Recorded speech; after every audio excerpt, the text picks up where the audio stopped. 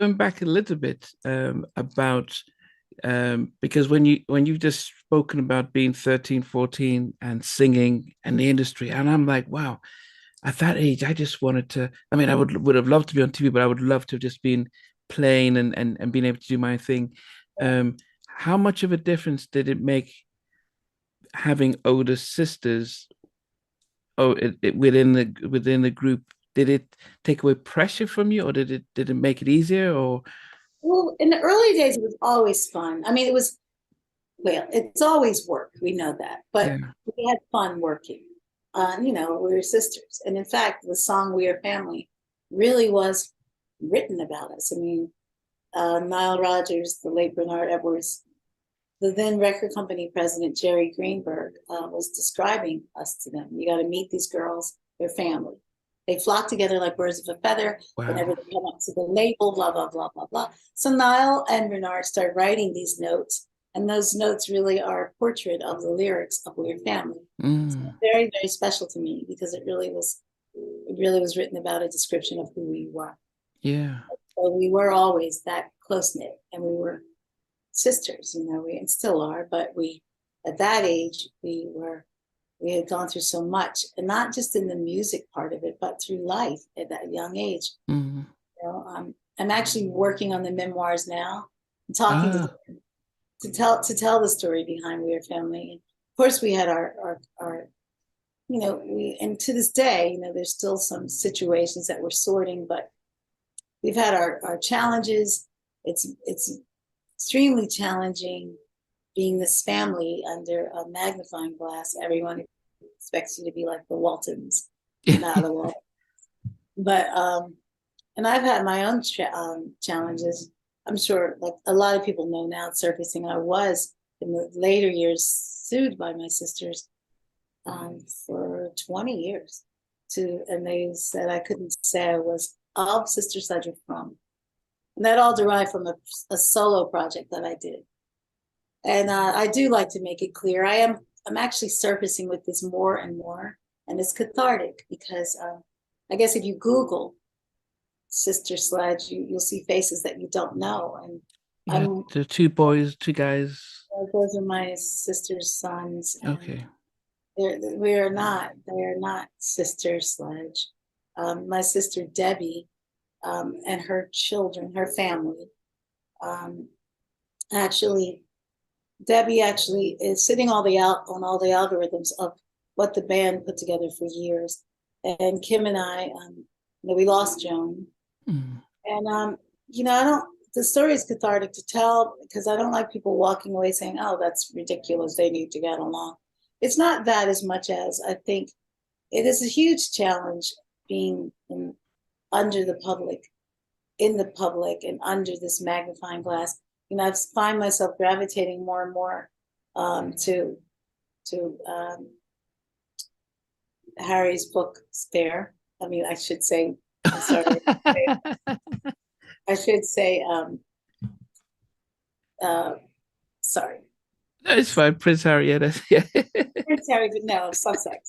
I should address him the right way.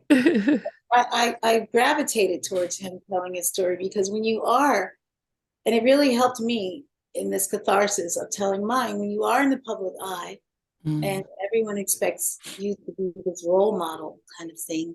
It doesn't mean that you don't have very strong family dynamics that may not get along or that overlap or that, you go through these pains. And at the same time, you have to always smile through it for the camera. And I know with me, yeah, I did. I went through a lot. I wasn't allowed to perform here in my own hometown before the Pope. And it was something that I registered to make sure that we could perform for the Pope. But because my sisters had sued me and said I'm not allowed to say I'm of Sister Sledge, they saw too that I didn't. I actually watched it from a nearby pub. And when the song was inducted in the Hall of Fame with the songwriter, when the songwriter was inducted, I was invited by Niall to join. But because my sisters owned the name Sister Sledge, I wasn't allowed to perform the song when it was inducted with the songwriter. And those things were painful, you know, and a lot of people go, well, that's really rough because why? And honestly, I've dealt with the jealousies and you know, people, I don't like it when I hear people say, oh, they need to stop fighting, because it's not, I'm not fighting. I think it's more like, it's like telling Tina Turner she needs to go back with Ike because they work well together. But once you know some of the behind stories, you really feel that um, it obviously was a huge catharsis for her. With me, I felt like I, for years, always protected a brand. What I realized I was protecting was the abuse, you know. And it's funny because even through the pandemic, you know, I was sitting in Zoom meetings with this one sister Debbie, and what I'm trying to do is, now that I have the rights to the name, I'm making sure that whenever you find anything that has to do with us sisters, the sisters, that you see the authentic sisters. I always feel like if a 13-year-old had to do a book report on Sister Sledge, you need to see who we really are. There are no new, no new family members that are us. And Kim, my sister, she lives around the corner. She actually knocked on my door like 2 doors before the pandemic, and she voted my rights back.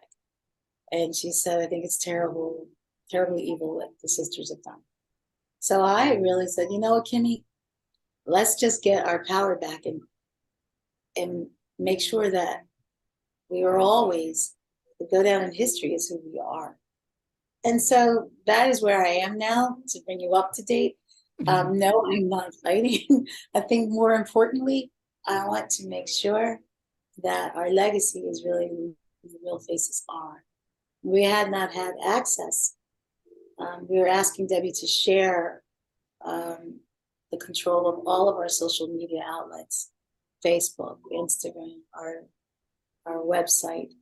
And I believe that, and I love my nephews. I'm happy with what they're doing, but I don't feel that it should be with the challenge of,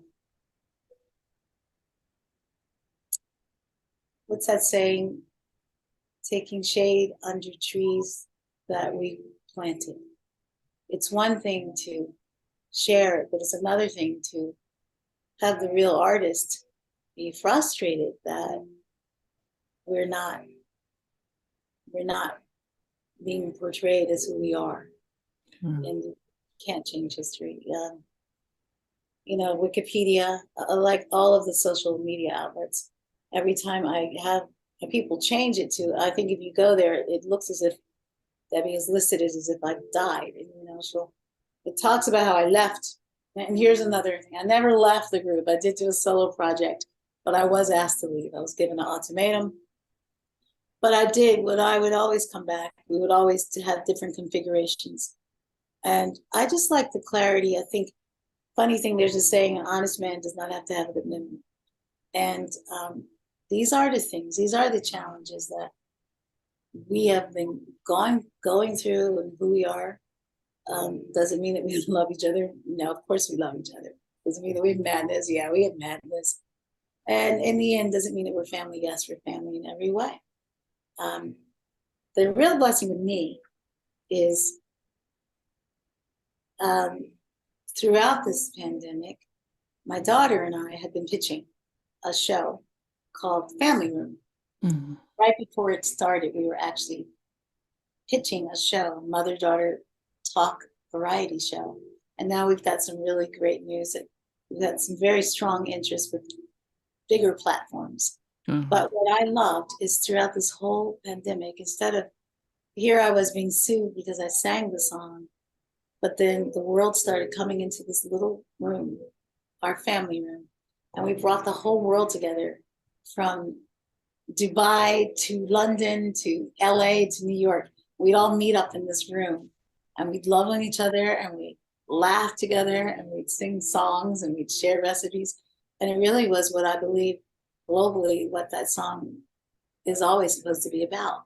Yeah. So here I am, like, being the voice and face of this, and being able to carry that mantle. And it's just interesting because I think, what's that saying? We plan while God laughs. Like, you know, you think you're going to do this, And when the world shut down, I found myself, people reaching for songs like Thinking of You, for me to sing it. And I was like, wow, what a relief. Because in the past, I was told by the sisters in certain times I wasn't allowed to sing the songs that I made hits if I rejoined them.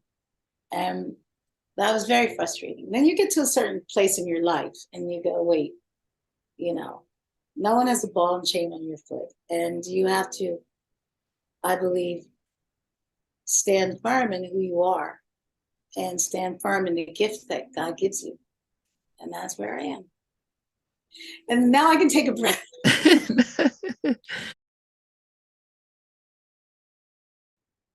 Hey guys, thanks for watching. Thanks for being part of the Halftime Chat community. Please remember to like, share, and subscribe.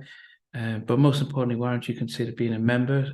That's a way of supporting the channel, but also getting a lot of videos ahead of time, a lot of behind the scenes stuff, and some exclusive content that doesn't get shared.